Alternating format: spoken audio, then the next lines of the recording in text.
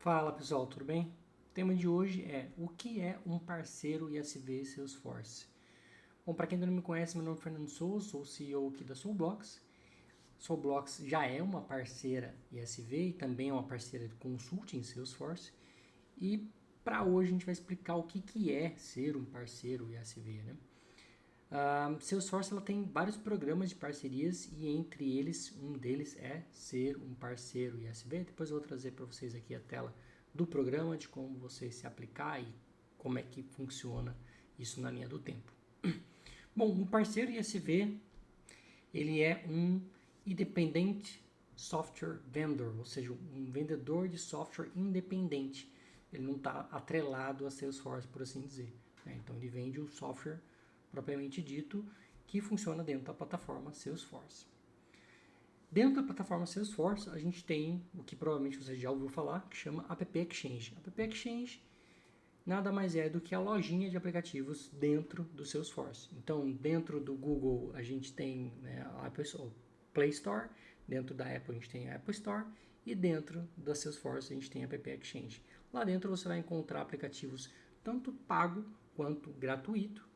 E a ideia é que um parceiro ISV seja a pessoa que cria aplicativos para dentro da plataforma. A ideia é porque para você criar o seu aplicativo e colocar ele na App Exchange, você precisa necessariamente ser um parceiro ISV. Tá? Então você pode até ser uma consulting, como é o caso da Soulblocks, mas para você colocar na App Exchange um aplicativo, você tem que ser um parceiro ISV. E você tem algumas regrinhas por trás disso, né? Então, no dia de hoje, a gente está falando em novembro de 2025, para você se tornar um parceiro ISV, você não tem nenhuma taxa, hoje, pelo menos nessa data, aí você é isento. O processo de aplicação, ele requer um questionário, aparentemente um questionário até que longo, ele faz algumas perguntas ali, tipo, se você tem alguma relação com a Salesforce, se você tem é, já teve alguma relação com a Salesforce, se a sua empresa mudou de nome nos últimos tempos, se você tem alguma relação com órgãos governamentais, assim por diante. Então é um questionário que vai perguntar até ali da sua empresa, qual que é o quadro societário, quem tem X%, qual é o percentual de cada um, quem responde pelo quê. Então é um questionário que precisa ter um tempo para você poder responder com calma. Isso é submetido para a Salesforce. A Salesforce faz um processo de revisão, aprova e a partir daí você tem acesso aos benefícios de ser um parceiro Salesforce, que já foi melhor, hoje em dia ele está mais capado, por assim dizer, né? Antigamente a gente tinha até 2 certificações no ano, hoje em dia não tem mais. Provavelmente ela fez isso por conta de ser gratuito, né? Um tempo atrás ela era paga, hoje ela já é gratuita. E quando você submete um aplicativo, ou seja, uma vez que você se tornou parceiro, você pode criar o seu aplicativo e para você ter o aplicativo dentro da loja da App Exchange, você tem que submeter ele. Quando você submete, você tem que passar por um processo antes chamado Security Review. O processo de Security Review nada mais é do que alguém lá dentro da Salesforce, mais uma série de ferramentas automáticas, vai validar o seu software, o seu aplicativo, para garantir que ele não tem nenhuma brecha de segurança, que ele está dentro do critério para, enfim, estar disponível na App Exchange. Então, a gente tem 2 formas de publicação. A gente tem o gratuito e o pago. O gratuito, então, primeiro passo, todos os apps, tanto gratuitos quanto os pagos, vão passar pelo Security Review. Dentro do Security Review, a primeira coisa que a gente tem, que quando você desenvolve para uma org, seja uma org sua ou uma org de cliente, você acaba não se atentando muito a isso, principalmente na parte de código, que é segurança do código, efetivamente, né? O que isso quer dizer? Por exemplo, o compartilhamento. A gente tem regras de compartilhamento dentro do Salesforce. A gente tem uma classe código lá, Apex, e você pode simplesmente colocar na sua classe without sharing. O que isso quer dizer? Quer dizer que a sua classe ela não vai respeitar nenhum critério de compartilhamento. Isso quer dizer que eu não posso ter um without sharing dentro do meu código? Posso ter dentro do meu aplicativo, mas eu tenho que justificar o porquê eu preciso daquilo, né? Então é mais complicado fazer o uso disso, porque você tem que dar justificativa para aquilo. Segurança de campos e objetos. Geralmente, quando a gente está tratando de código para cliente, a gente não se preocupa muito com isso. A gente garante que o código vai ser responsável por fazer aquela ação e não importa a permissão do usuário efetivamente. Quando a gente fala num aplicativo para Exchange, a gente tem que garantir que a gente está checando a permissão tanto de campo quanto de objeto, leitura, escrita, gravação. Tá? Você tem que ter isso no seu código, a checagem de cada campo que você preenche, cada campo que você lê, que o usuário tem permissão. Se você não faz isso, o que acontece? Um dos processos, uma das etapas da submissão, você tem que rodar uma checagem. Essa checagem ela pode ser hoje internamente, via VS Code, a gente tem códigos dali do CLI que vai rodar uma verificação e vai ver que você não está fazendo essa checagem. E você vai ter um arquivo final, um JSON ou um HTML, e você tem que subir isso lá no processo de aplicação do seu código. Tá? Então, você tem que fazer. Existe uma ferramenta online que também faz uma checagem, uma segunda checagem, chama force.com. Você tem que passar o seu aplicativo por lá e ele vai garantir também que algumas coisas do seu código fazem sentido. Exemplo, você também tem que ter assert nas suas classes de teste. Muitas vezes a gente faz classe de teste para código de org que não necessariamente você está preocupado se o valor X é igual a X exatamente. Você simplesmente está preocupado com cobertura, porque para sair de sandbox para produção você tem que ter 75% de cobertura. Para o aplicativo gerar um pacote, ele também tem que ter 75% de cobertura de todo o código que está ali dentro do pacote, não necessariamente o código da sua org. Porque você pode ter um código na org que não está dentro do pacote, aí ele não vai contar. Mas se ele está dentro do pacote, ele tem que ter pelo menos 75%. E você tem que ter o assert, né, o system.assert lá, garantindo que todos os seus testes façam a checagem do que é o resultado final. Né? Então, se eu inserir um dado no banco de dados, eu vou fazer uma consulta e vou fazer um system.assert para garantir que aquela consulta trouxe um valor, e se trouxe o valor XYZ. Então, ele faz uma checagem de que pelo menos um assert, system.assert, tem que estar na sua classe de teste. Também um pouco diferente do dia a dia, né? Outra coisa que a gente faz e precisa fazer e que não é tanto preocupado quando você está codando para uma org de cliente, né? Você tem que garantir, né? Vão ser rodados testes no seu aplicativo contra XSS, SQL Injection e outros tipos de teste de penetração.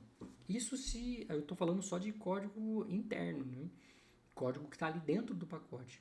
Mas se a sua aplicação ela faz uma chamada externa, você também tem que garantir que essa URL externa que está sendo chamada, ela também tem segurança. E aí é um outro aplicativo que você tem que usar.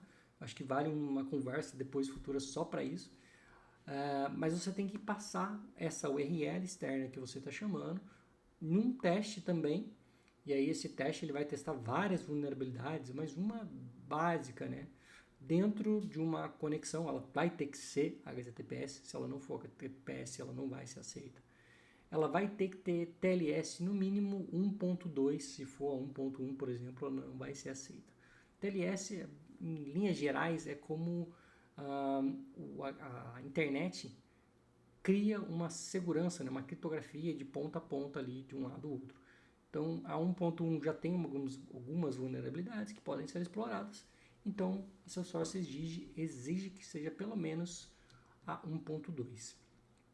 Outra coisa que também faz uso somente de pacote, né? Quando você está falando ali de org do cliente, a gente nunca se preocupa com isso. Código de terceiro, ou third party code, né? Quando você está num código de terceiro, dentro da sua aplicação, vou dar um exemplo. Eu tenho lá um código de terceiros que faz a leitura e a criação de um PDF. Né? O JS PDF, por exemplo, uma biblioteca. Se essa biblioteca que você estiver usando, ela estiver deprecária, ou seja, ela está antiga, e houve uma versão superior a ela que corrige uma falha crítica, você vai ter que atualizar a sua biblioteca. Eles não vão deixar você usar uma biblioteca que tenha alguma brecha de segurança. Então, não adianta só você estar na última versão, sendo que a última versão tem uma brecha de segurança, eles não vão deixar. Tá? Se existir alguma documentação pública dizendo que aquela brecha de segurança existe e ela não for corrigida ou não tiver na última versão do biblioteca de terceiro, você não vai poder publicar. E para aplicativos gratuitos, o processo de security review, né, essa revisão de segurança, ela também é gratuita. Mas aí tem alguns truquezinhos, né? Não adianta você ter um aplicativo gratuito, mas no final você exige que o cliente tenha uma conta externa e essa conta externa exige um pagamento. Aí quer dizer que não é 100% gratuito. Então a Salesforce também entende que ela pode cobrar de você alguma coisa, porque no final você está ganhando dinheiro com isso. Então não adianta você querer falar assim, olha, meu aplicativo é gratuito, mas eu só preciso colocar um login e senha aqui, e esse login e senha, uma hora a pessoa vai ter que pagar alguma coisa para poder ter acesso. Aí ela entende que não é gratuito e aí você entraria com um aplicativo pago. Tá? Então o seu aplicativo não vai ter valor, vai estar gratuito no App Exchange, mas você vai cair no critério de como se fosse um aplicativo pago. Ou premium, né? Ou freemium, enfim, outros critérios que não seja 100% gratuito. Então, quando você coloca um aplicativo gratuito, lá ele tem até alguns, no App Exchange tem até alguns checks dizendo, olha, é gratuito para sempre, não tem nada que precisa pagar mesmo, né? Já quando você submete um aplicativo pago, e tem até uma diferença, uma outra diferença, né? Quando você submete um aplicativo gratuito, você tem um contrato X entre a sua empresa ou a sua pessoa física e a Salesforce. Quando você submete um aplicativo pago, é um outro contrato. Então, vamos supor que você se inscreveu, publicou um app gratuito, você tem aquele seu contrato, você fez um contrato para publicar apps gratuitos. Você pode publicar N aplicativos gratuitos com o mesmo contrato. A partir do momento que você passa para um aplicativo pago, vai ser gerado um novo contrato. E esse contrato é diferente porque aí envolve valores, né? Envolve você pagar taxas para Salesforce e essas taxas elas vão de, primeiro, a taxa do Security Review, que ela é de $999 no dia atual, e você paga uma única vez para poder fazer essa revisão, né? Então ela pode ter alguns vai e volta do tipo, olha, você está usando aqui uma biblioteca e essa biblioteca ela é deprecária, por favor, corrija. Então faz parte desse $999 aí, esse vem e vai que pode acontecer, né? Óbvio que quanto mais vezes acontecer, mais vai demorar. O ideal é que você revise isso e aí as ferramentas que a Salesforce oferece, tanto dentro do CLI como o Force.com, vai ajudar você a chegar lá com menos trabalho, né? No geral, você tem que pagar 15% da sua receita líquida para Salesforce. E aí vai depender um pouco, tá? Eu falo no geral porque dependendo do modelo, sei lá, se você vende OEM, aí pode ser que tenha um percentual diferente, a Salesforce não abre bem todos os percentuais, vai depender de caso para caso. E quando você fala que o seu aplicativo é pago, certamente a Salesforce vai querer marcar uma call com você para entender o seu aplicativo, para entender o que você está oferecendo. E aí entra um outro ponto, né? Quando a gente fala de que você está ali publicando um aplicativo e esse aplicativo é pago, você vai ter uma série de perguntas do tipo, você não está concorrendo com a Salesforce, você não está gerando um aplicativo que está concorrendo com a Salesforce diretamente, você tem que mostrar que seu aplicativo é único para dentro da plataforma e por que ele é único, né? E uma vez que você tem fazer um call com a Salesforce, com alguém da Salesforce, o inglês é primordial, né? Não existe um time de parceiros SV no Brasil, como existe consultoria. Então, você tem que ter conhecimento do idioma para entrar numa call com eles e falar com eles de igual para igual. Um outro ponto que eu estava esquecendo aqui, da parte de segurança, além de você garantir, né, e aí acho que vai entrar para os dois, tanto para o gratuito quanto para o pago, né? Além de você garantir segurança de objetos, garantia contra ataques de XSS, SQL Injection, código atualizado, classe de teste. Então são uma série de coisinhas que a gente tem que garantir. Você ainda tem que preparar um documento técnico. Esse documento técnico vai ser tanto para o Security Review de aplicativos gratuitos quanto pagos. Lá você vai ter que falar, olha, todas as classes que eu uso, o que ela faz, qual que é a lógica dela, todos os campos objetos que você usa, o que eles fazem, para que eles servem, tá? Então isso é para garantir que quando alguém pegar para revisar o seu produto, ele vai ler esse documento técnico e já vai entender o que o seu aplicativo faz sem necessariamente ter que ficar olhando o código, entendendo como que isso funciona. Numa das etapas do Security Review, você ainda tem que criar uma org developer nova, instalar o seu aplicativo e só o seu aplicativo, a menos que ele dependa de um outro, né? Então, vou dar um exemplo. A gente tem lá o Chat2Me tem um extension, então se a gente fosse publicar o extension, que não é o caso dele hoje, eu teria que ter o Chat2Me instalado e o extension instalado. E aí eu faria o Security Review do extension, tá? Então, se o seu aplicativo depende de algum outro, ok, você tem um outro instalado, mas você vai ter que em um dado momento explicar por que o outro está lá. Agora, se você está fazendo o Security Review daquele aplicativo, então vamos supor lá, estou fazendo o Security Review do Leads2Me. Na org de teste, só tem que ter o Leads2Me, nada mais, né? Então vai vir o básico do Salesforce mais o aplicativo Leads2Me. Um documento que você tem que fornecer é um passo a passo, ou seja, eu loguei na org, o que eu tenho que fazer? Se eu tenho que fazer alguma configuração, como que é essa configuração? Como que eu uso o aplicativo? Você tem que dar todas as linhas gerais, porque quem está lá do outro lado não está conversando com você, não vai assistir uma demo. Então ela tem que entender, lendo a documentação, lendo o que você postou para ela, como que ela faz o seu aplicativo funcionar, começo, meio e fim. Então, inclusive, se eu tenho acesso a uma plataforma externa, qual o usuário e senha dessa plataforma externa? Se eu tenho um app dentro do meu celular que vai interagir com esse app da App Exchange, qual o aplicativo, como que eu baixo, como que eu logo nele, tudo isso tem que estar descrito na documentação técnica, tá? Então essa eu acho que é a parte mais chata até do que o código efetivamente. Embora a gente tenha muito mais seguranças no código, eu acho que a parte documental ela é bem mais chata de se fazer do que o código efetivamente. Antigamente a gente tinha mais benefícios como parceiros Salesforce, né? Então a gente tinha 2 certificações no ano que a gente podia solicitar. A gente tinha desconto, licenças, desconto, certificações. Hoje ficaram só alguns descontos, né? Então, desconto, licença, desconto, certificações, eles continuam. Dentro da Salesforce, a gente tem então essa parte aqui, salesforce.com/partners/become-a-partner. É uma página toda em inglês, mas você pode usar aqui o traduzir do Google, se você quiser. Uma vez que você clica em Join, você vai fazer o seu cadastro. O seu cadastro ele é submetido por uma aprovação. E você tem alguns benefícios, né? Então aqui embaixo ele mostra pra gente como se tornar um parceiro, quais são os benefícios. Então basicamente ele dá alguns detalhes aqui como categoria de benefícios técnicos, sales, aliança, marketing, dependendo do tipo de aplicativo que você está criando.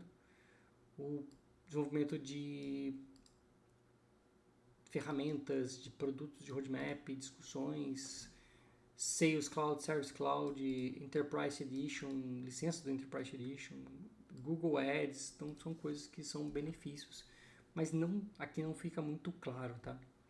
Eu acho que depois que você for falar com alguém, eu acho que é mais fácil você interagir e saber de fato ao que você tem direito, ao que você não tem direito, do que aqui propriamente dito.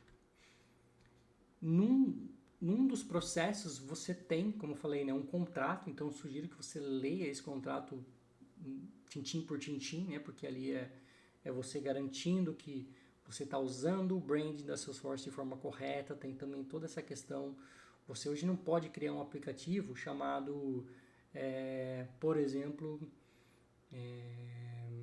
store.cloud. Qualquer coisa que tenha cloud no nome, qualquer coisa que tenha force no nome, esquece, você não vai conseguir publicar na App Exchange. Ah, mas tem algum aplicativo X lá que chama cloud. Ah, mas tem um aplicativo X que chama force. Beleza, são aplicativos antigos. Aplicativos novos, esquece, você não vai ter mais esse direito de usar o nome force, usar o nome cloud. A forma como você usa o logo da Salesforce dentro do seu site é diferente, né? Quando você se torna parceiro, tem lá um guideline de como você usar esse logo, de como você pode, o que você pode dizer, como você pode dizer, enfim, é um processo um pouco burocrático, mas a Salesforce faz para garantir que quem está comprando o seu aplicativo ou quem está baixando o seu aplicativo entenda que você é um parceiro independente, né? Você é um vendedor independente da Salesforce. Você não tem relação direta com a Salesforce. Você não está representando a Salesforce no sentido empresa, mas sim um aplicativo que interage com o Salesforce. Então, ela toma muito cuidado com isso para que a pessoa que está lá comprando ou baixando o seu aplicativo, ela entenda que não é da Salesforce efetivamente que ela está fazendo isso. Ela está fazendo através do Salesforce, mas que vocês não têm relações efetivamente, tá? Então aqui ela fala também, né, bem brevemente sobre a parte de comissionamento. Ela não explica aqui, não fala valores, como eu falei. Eu sei que é 15% porque já é o que a gente paga hoje dos nossos aplicativos, mas dependendo da modalidade, acho que aqui ela até fala em algum lugar, mas dependendo, isso depende do modelo de distribuição que o parceiro escolhe. Então, dependendo da forma como você distribui o seu aplicativo lá, pode ter um percentual diferente, tá? Então, de novo, vai depender de uma conversa lá com a Salesforce. Acho que era isso que eu queria trazer isso para vocês hoje. Vou deixar o link aqui desse site fixado nos comentários para facilitar o acesso. Se tiver qualquer dúvida, me procura lá no LinkedIn para a gente bater um papo. Vou responder todas as suas dúvidas com o maior prazer. É isso, pessoal. A gente se vê na próxima. Tchau, tchau.